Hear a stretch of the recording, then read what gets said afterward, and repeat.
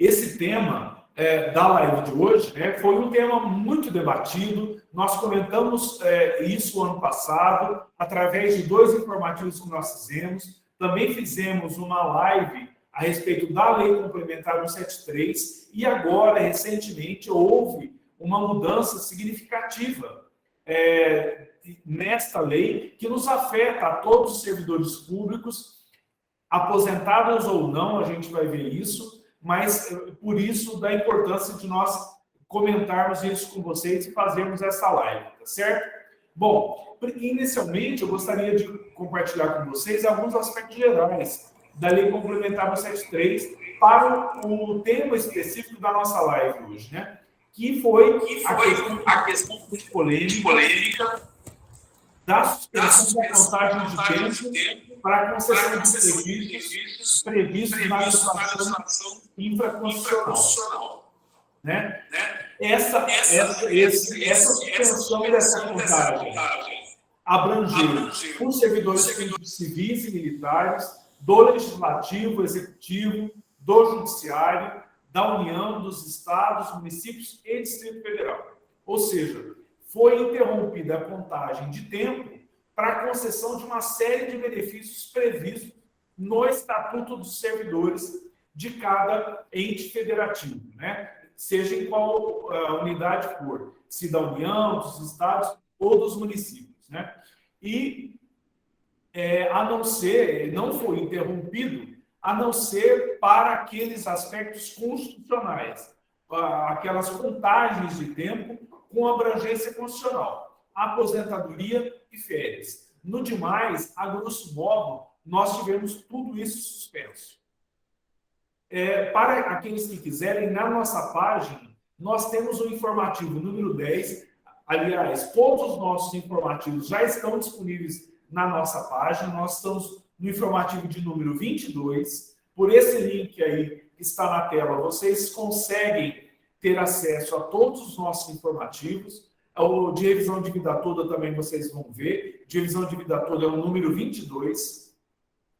Então, vocês conseguem ter acesso a esse informativo com esse tema lá quando foi publicada a Lei Complementar 173. Então, primeiro, a Lei Complementar 173, para o tema que nos interessa hoje, para essa contagem de tempo, a suspensão ocorreu no período entre 28 de maio de 2020 a 31 de dezembro de 2021.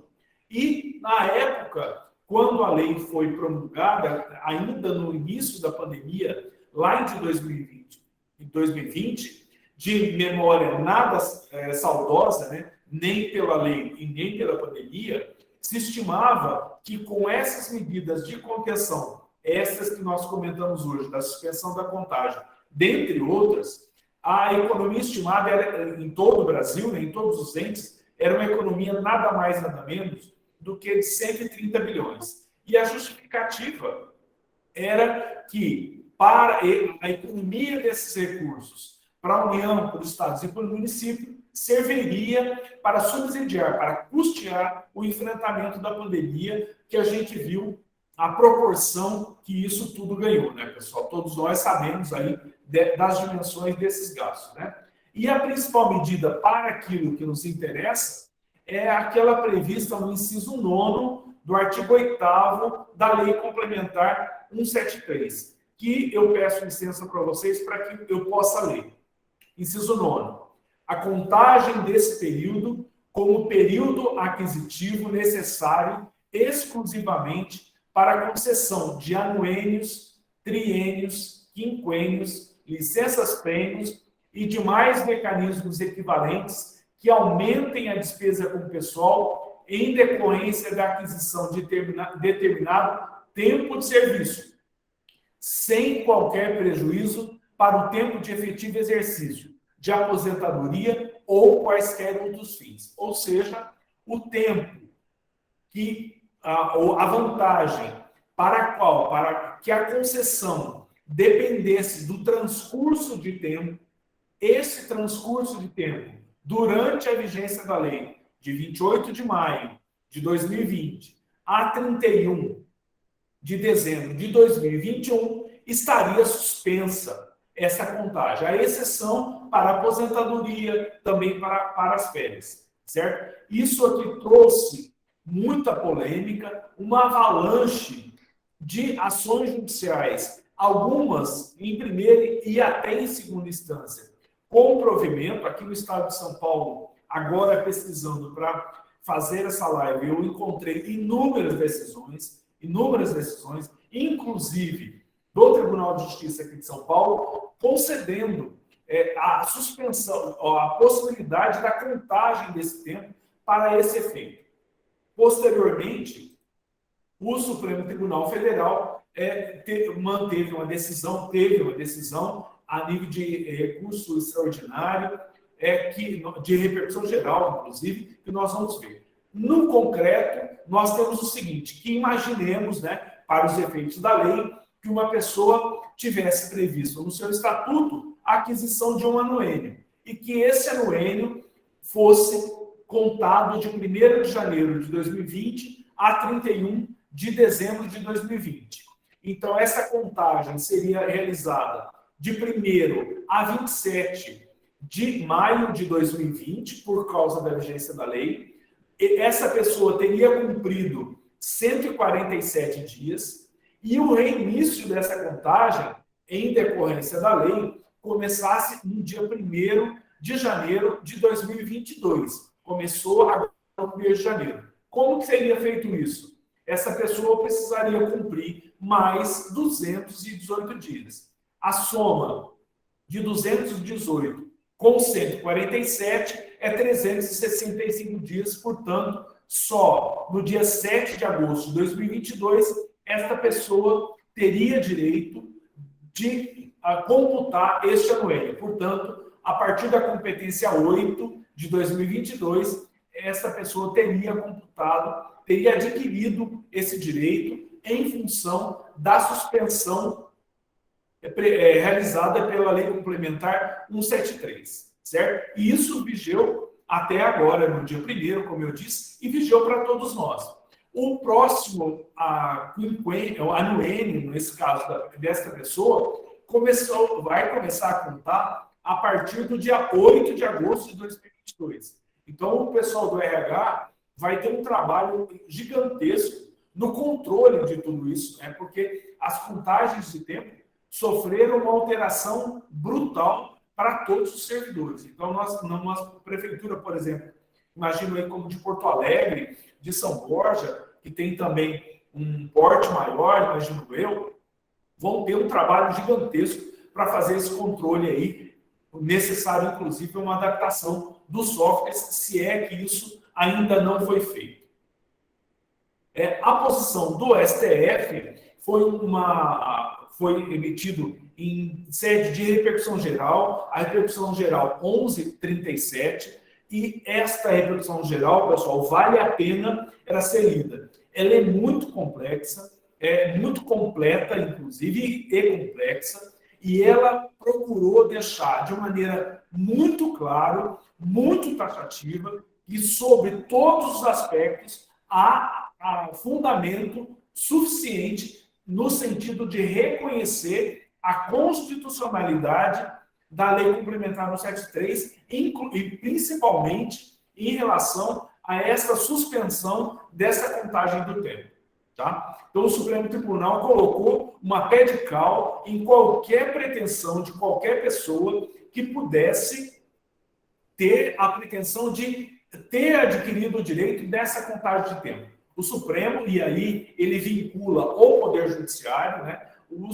Não vincula nós todos da administração pública, mas vincula o Poder Judiciário, e então qualquer tentativa de ajuizamento de uma ação para poder contar esse tempo, teria como óbice, né, teria como grande entrave essa posição em sede de repercussão geral do Supremo Tribunal Federal. Eu recomendo para quem tiver um tempo, leia esse processo todo, leia esse acórdão todo, né, que ele vale a pena e ele é extremamente taxativo em todos os aspectos, né? No aspecto da necessidade, nos aspectos dos contornos orçamentários e financeiros, que seriam plenamente justificáveis essa suspensão. Isso na visão do Supremo Tribunal Federal.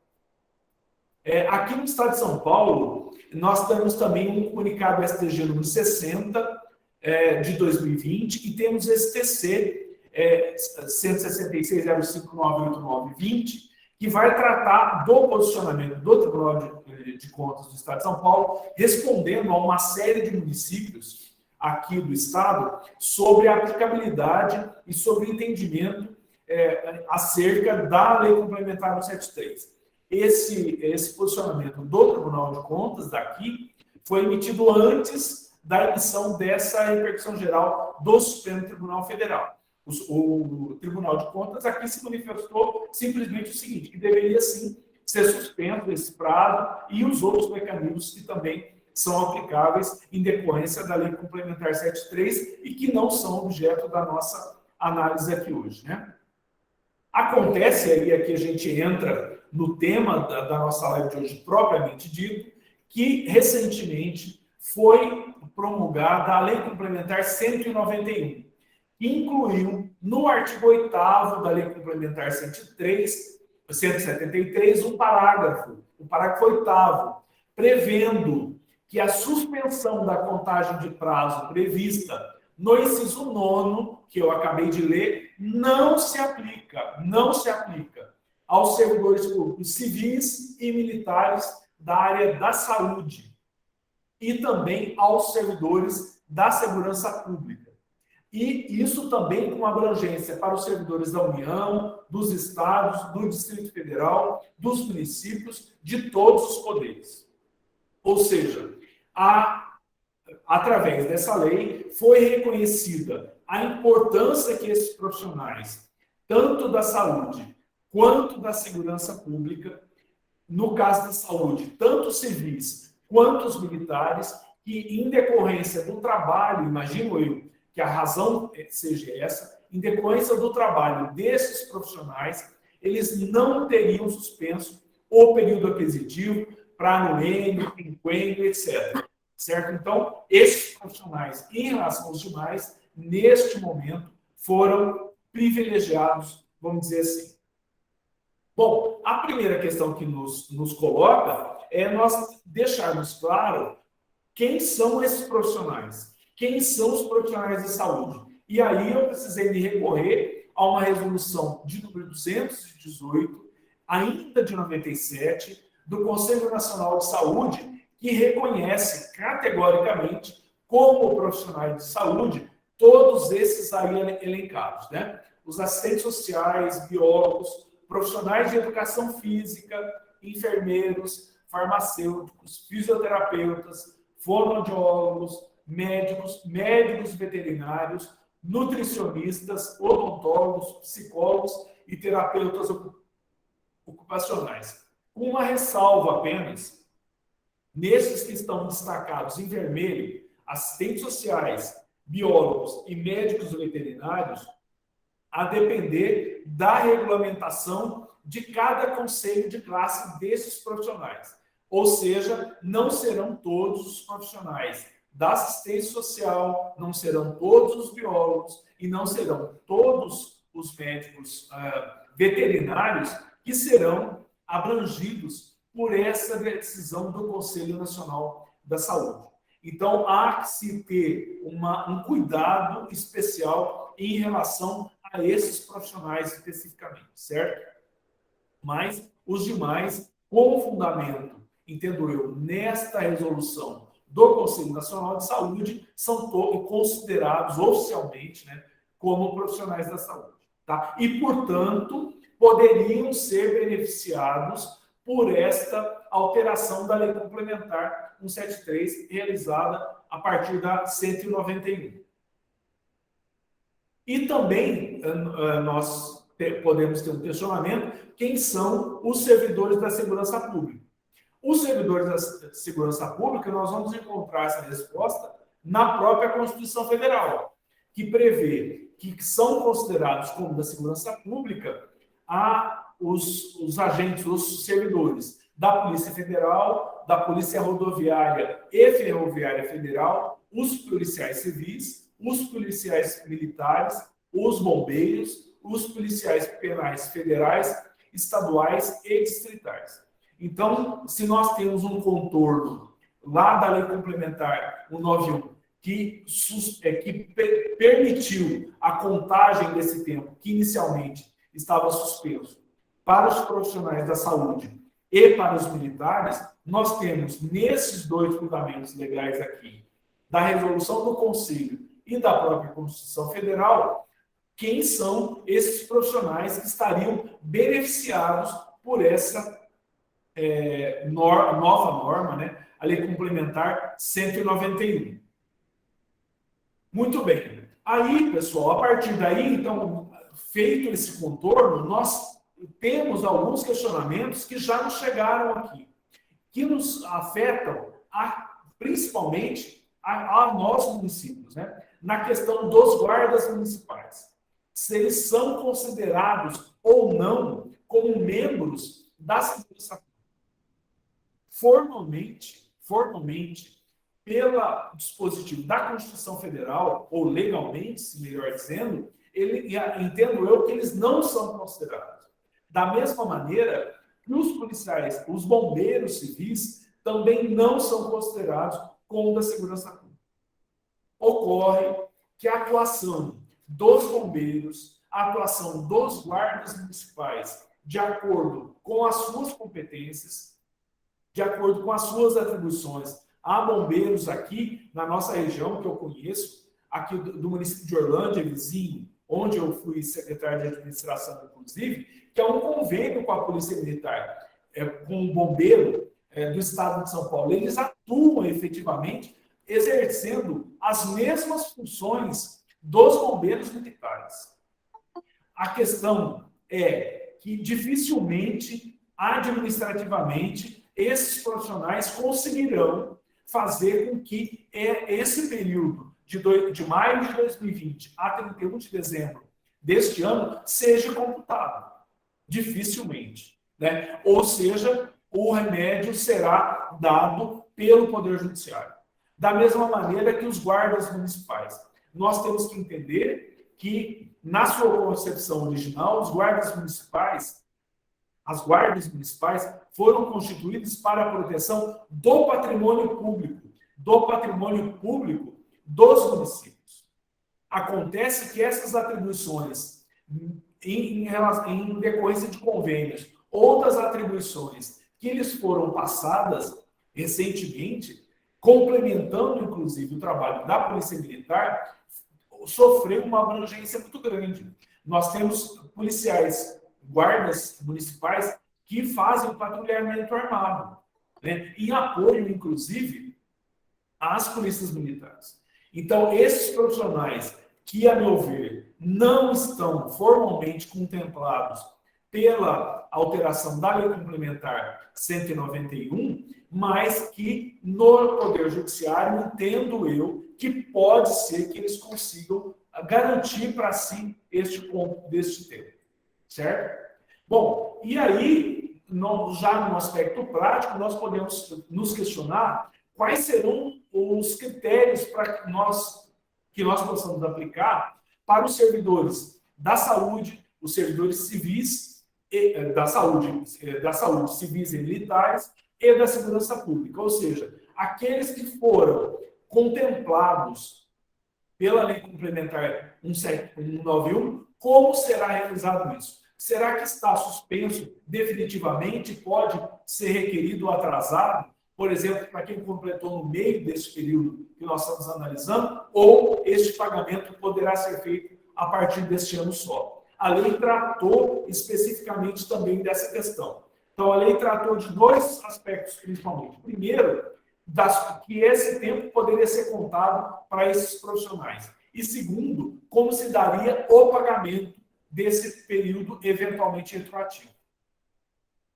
A lei previu o seguinte, que não suspende a contagem prevista no inciso 9º do caput do artigo 8º, ou seja, o período entre 28 de maio de 2020 a 31 de dezembro de 2021 conta para os efeitos de anuênio, de quinquênios, de sexta parte, de licença-prêmio.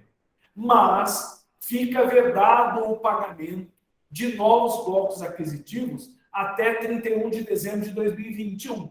inclusive para aqueles direitos que tenham sido implementados no período de maio de 2020 a dezembro de 2021. Terceiro, os novos blocos aquisitivos não geram direito ao pagamento de atrasados.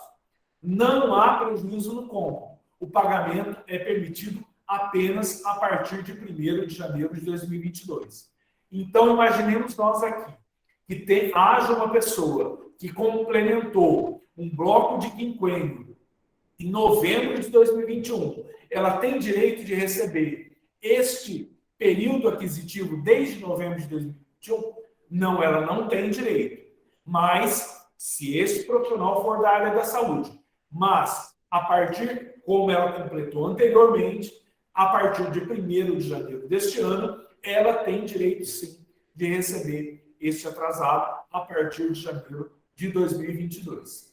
Vamos dar alguns exemplos. Imaginemos que o médico do município implantou o período aquisitivo de quinquênio em agosto de 2021.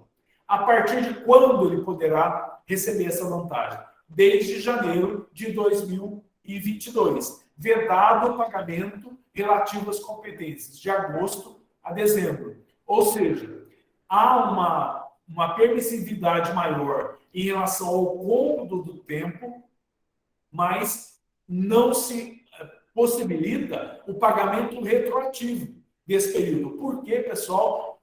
Imagino eu, em razão da questão da economia que a Lei Complementar 173 previa. Lembra daquela economia de 130 bilhões de reais? Portanto, ela foi mitigada, uma vez que para esses profissionais da saúde e da segurança pública foi permitido esse cômputo, mas não se permitiu a contagem ou o pagamento retroativo, certo? Então, foi uma conquista, mas uma conquista parcial desses profissionais.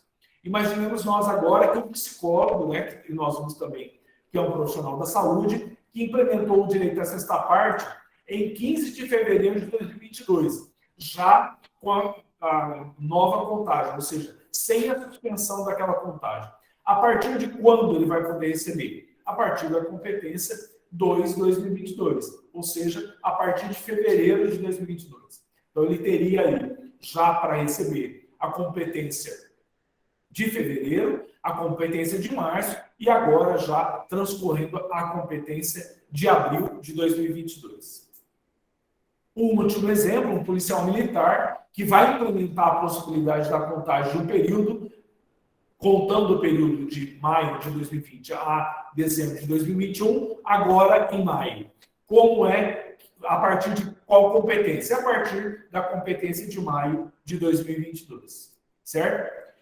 Bom, aí, pessoal, nós temos o seguinte, que quais serão ou quais são os impactos previdenciários que a lei complementar trouxe? Bom, nós temos o primeiro deles, que é a possível implementação imediata de algum direito, já a partir de janeiro de 2022, como nós vimos. E uma consequente, por causa do aumento desse direito, uma consequente aumento também da contribuição previdenciária, uma vez que estes benefícios, esses previstos nos nossos estatutos, garantem a incorporação desses benefícios, né? Sexta parte, quinquênio e noênio, ou seja, eles são base contributiva, né? Por outro lado, para os municípios e estados de união, haverá, obviamente, um aumento imediato das despesas com o pessoal. Então, para os PPS, nesse primeiro momento, um aumento da arrecadação, certo? Porque esses benefícios aí que começarão para esses profissionais serem computados anteriormente, né, também sofrerão a incidência de contribuição previdenciária.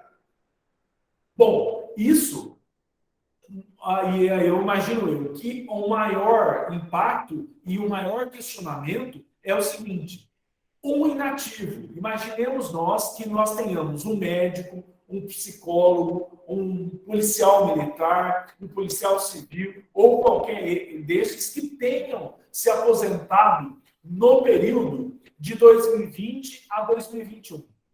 E que neste período ele tenha adquirido uma sexta parte, um anuênio, um quinquênio, mas ele resolveu resolveu se aposentar mesmo sem incorporar esse benefício. Imaginemos também que ele tenha direito à integralidade. Veja, ele não contribuiu em nada para ele com essa contagem, porque a lei complementar 173 vedou essa contagem. Ele não incorporou isso quando em atividade, porque a lei complementar 173 não permitia isso. E ele passou para a inatividade com proventos integrais. Ele terá direito de incorporar esse benefício agora que a lei suspendeu essa contagem, mesmo ele já estando aposentado? Eu acho que para nós, dos regimes próprios, este é o grande dilema, né? Administrativamente, eu acho muito difícil que esse servidor consiga, mas entendo que no Poder Judiciário há uma chance relativamente grande, a meu ver, que esse servidor vai conseguir isso. E isso vai haver um impacto positivo, obviamente, para o servidor, mas negativo para o regime próprio, que vai custear essa aposentadoria com a inclusão deste benefício, sem que tenha havido nenhum dia sequer de contagem ou de contribuição para esse período. E isso se deu não em decorrência da culpa dele, mas porque a lei complementar impedia que isso fosse contado. E ele resolveu não esperar. Eu vou dizer, se eu fosse um profissional da saúde, pessoal, este seria exatamente o meu caso. Eu implementei um bloco de licença-prêmio em 1º de janeiro de 2022, se não tivesse interrompido a contagem pela lei complementar 173, me aposentei agora no final do mês de fevereiro e não faço jus a esse bloco de licença-prêmio, porque está suspensa a contagem. Se eu fosse um profissional da saúde, essa contagem estaria suspensa. Portanto, entendo eu que eu faria jus, sim, a esse bloco de licença-prêmio. Percebem o dilema que isso traz? Aqui, não para o regime próprio, mas para o órgão ao qual eu estivesse eventualmente vinculado. Certo? Que esse exatamente é o caso que eu trago aqui, né? Já disse essa questão, mesmo sem contribuição previdenciária, mesmo sim, é a questão da integralidade, pessoal. A pessoa que implementa determinado direito, a contagem de qualquer benefício em um dia, e ela requer a sua aposentadoria pela integralidade no seguinte, ela tem o direito, sim, de levar integralmente tudo aquilo que ela implementou. É justo ou não é? Deveria ser assim, não deveria? É uma outra discussão. Mas a integralidade traz isso como pressuposto, sem nenhuma carência, sem nenhuma contribuição, inclusive.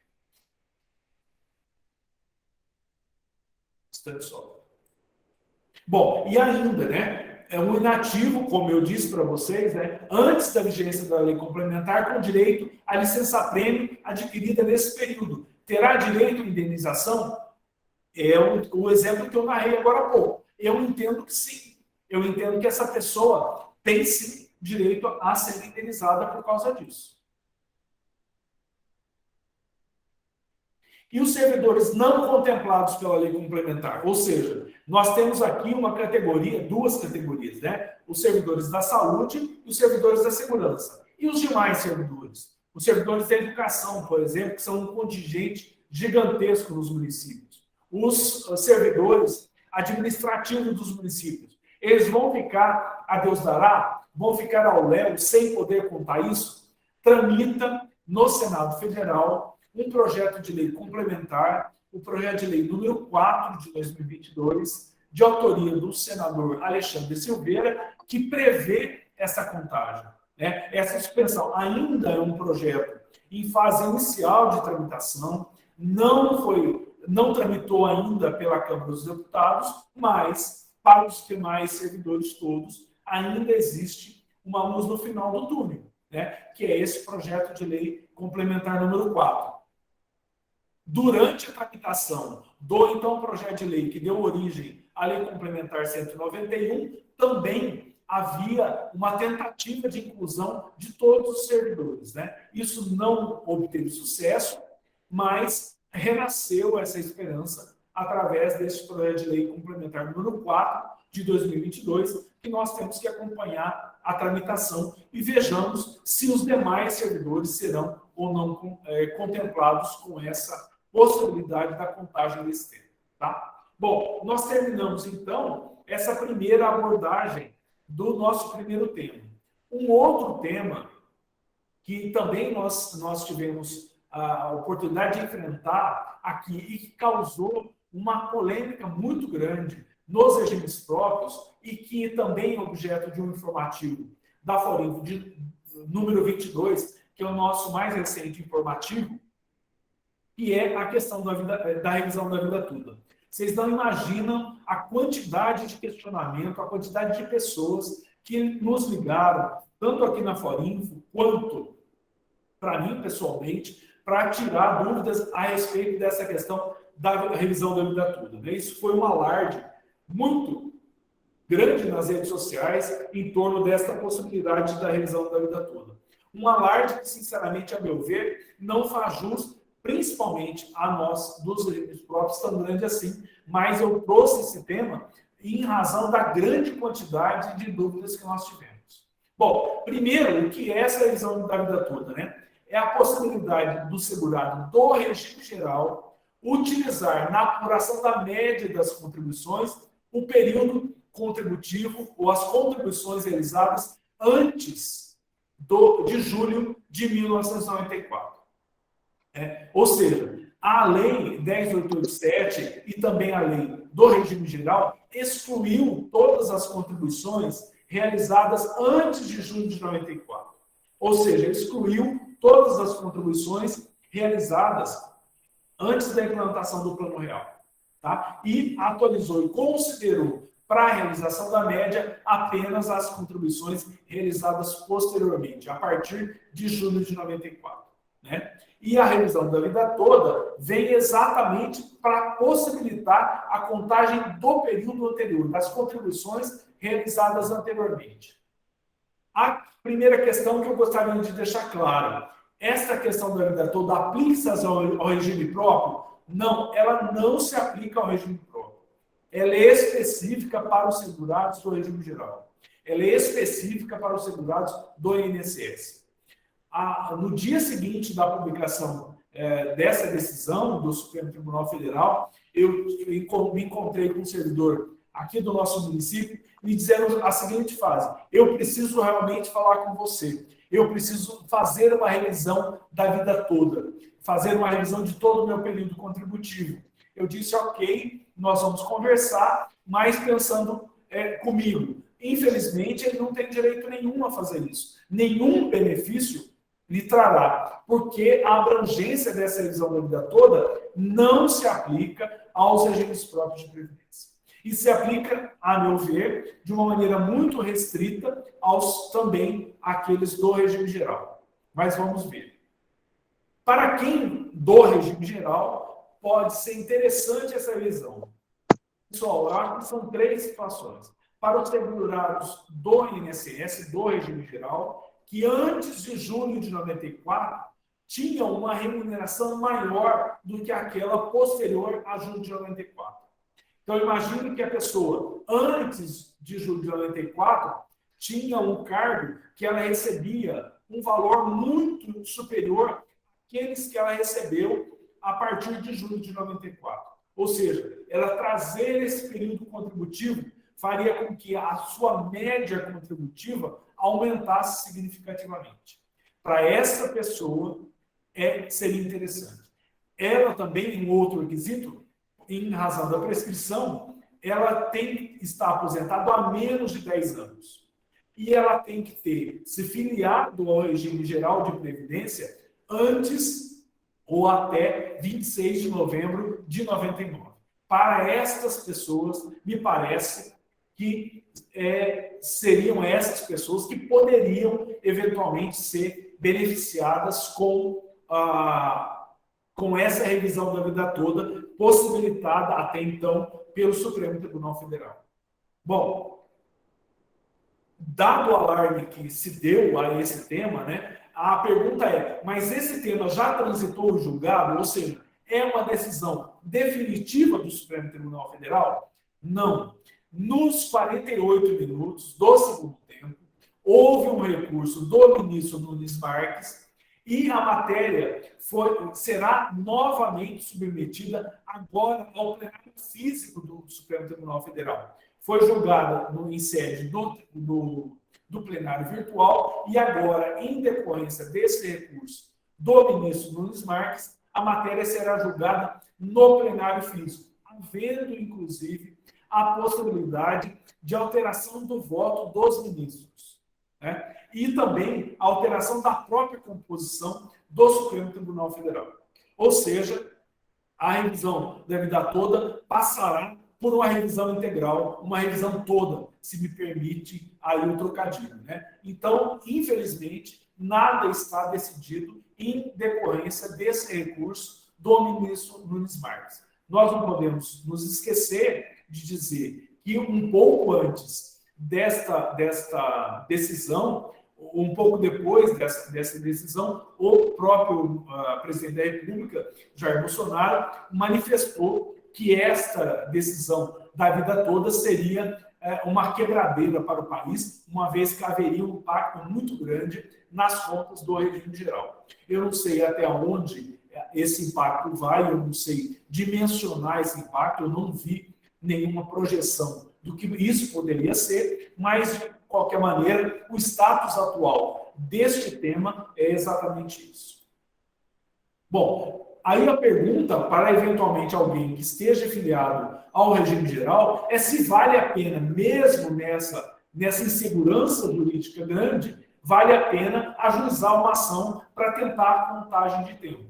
Eu entendo que sim, por causa da prescrição. Então, se há alguém que antes do show de 94 tinha uma remuneração, um vencimento, um salário, melhor dizendo, maior do que aquilo que recebeu posteriormente, entende que este valor atualizado poderia melhorar sua média de contribuição, acredito, e esteja filiado ao regime geral, acredito que sim, poderia ser interessante esse ajuizamento, certo?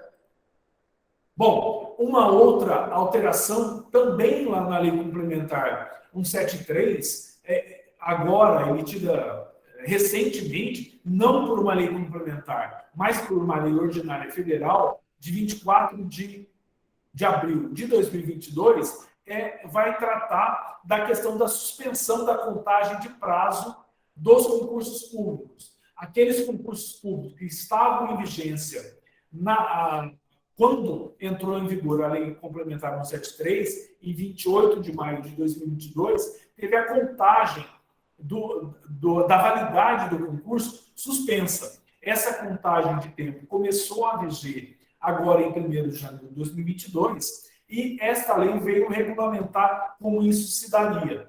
A lei original 173 previa que essa suspensão da contagem se daria durante toda a vigência da pandemia.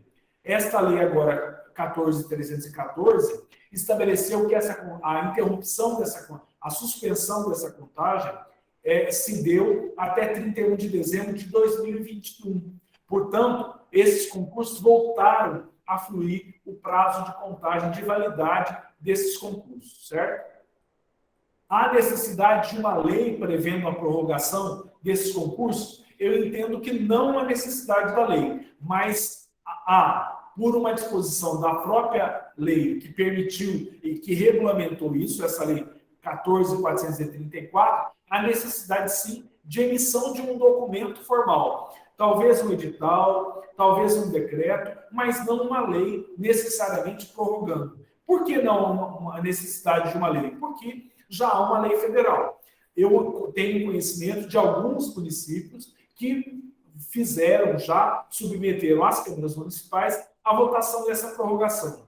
O grande dilema é o seguinte: e se a Câmara Municipal não aprova? E se não há uma aprovação? Isso pode perfeitamente acontecer. Para esse município não seria aplicável a Lei 14.434?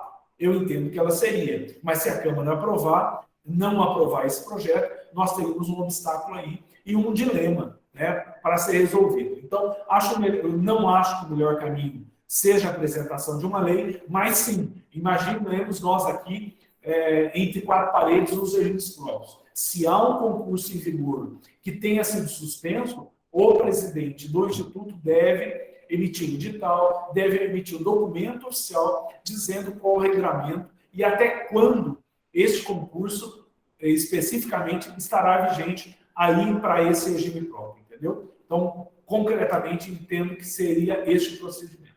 Pessoal, com isso, eu encerro aí com quase uma hora da nossa live, eu encerro o meu pronunciamento, não sei se há alguma questão aí com a Gi, apenas gostaria de reforçar para quem entrou no início a nossa capacitação no estado do Rio de Janeiro, né? no município de Itatiaia, na verdade, em Penedo, no Rio de Janeiro, na região serrana. Todos vocês estão convidados, seria um prazer gigante tê-los aqui conosco. E também lembrar que no dia 3 de maio, a Faurinfo completa 20 anos. Nós estamos preparando algumas coisas, algumas surpresas aí para vocês. Eu espero contar com a participação de vocês e até lá.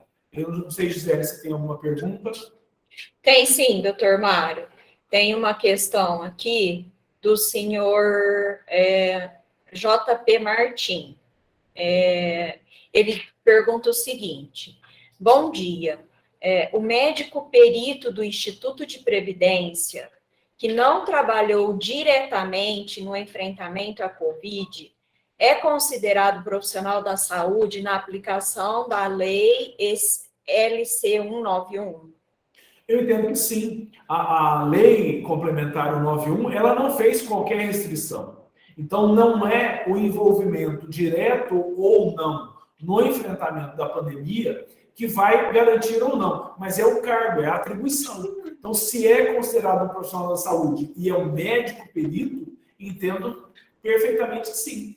Entendo perfeitamente que esse período pode ser contado. A lei não tem nenhuma restrição e não será o intérprete que vai impor uma interpretação tão restritiva dessa maneira. No momento é a única questão mesmo, doutor Mário. Certo. Questão. Tá, eu não sei se há mais alguém que gostaria de fazer alguma outra questão. Se tiver ainda, nós temos algum tempo. Eu vou aproveitar para agradecer os municípios que estão ou estiveram presentes conosco.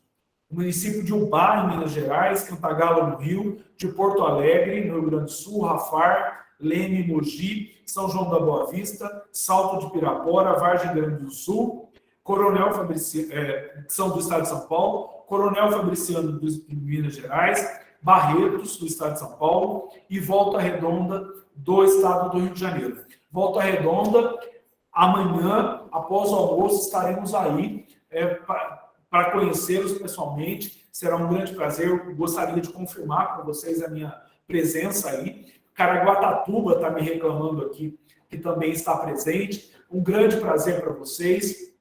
Estamos à disposição. Fico muito feliz que vários municípios, né? São Borja também, que eu não citei aqui, mas havia citado, Estrela do Oeste, está dizendo aqui. Estou muito feliz com os nossos clientes que estão, os serventes da área da saúde estariam excluídos. Sim, Edson, sim. Eles não são considerados profissionais da saúde.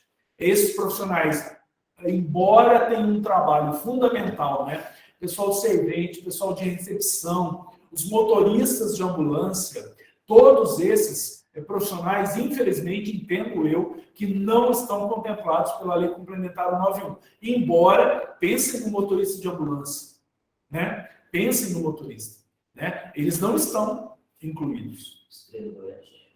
Estrela do Oeste estava aqui conosco. Tá? Cachoeira de Macacu também. Tem uma pergunta aí. Cachoeira de Macacu, Tomar do Jeru. A pergunta é da Luciana. O servidor municipal completou o quinquênio em agosto de 2020 e faleceu em maio de 2021. A esposa terá direito de incorporar na pensão? Meu Jesus. A gente acha que pensou em tudo. Então, ele completou em agosto de 2020 o direito. Era da saúde, primeiro requisito. Ele precisa ser da área da saúde. Certo? Quando que ele faleceu? Maio de 2021. Maio de 2021. Em atividade. Está em atividade, Luciana? Se você quiser abrir o Quando ele microfone para faleceu, perguntar, pode abrir. Olha, Luciana, sim, estava em atividade. Luciana, se ele tinha o direito de se aposentar, não, eu entendo que sim. Eu entendo que ele tem, porque tem um efeito retroativo e deve ser revisto com essa incorporação. Entendo que sim. É uma situação, Luciana, que precisa ser, eu preciso analisar um pouco melhor, porque quando do falecimento dele,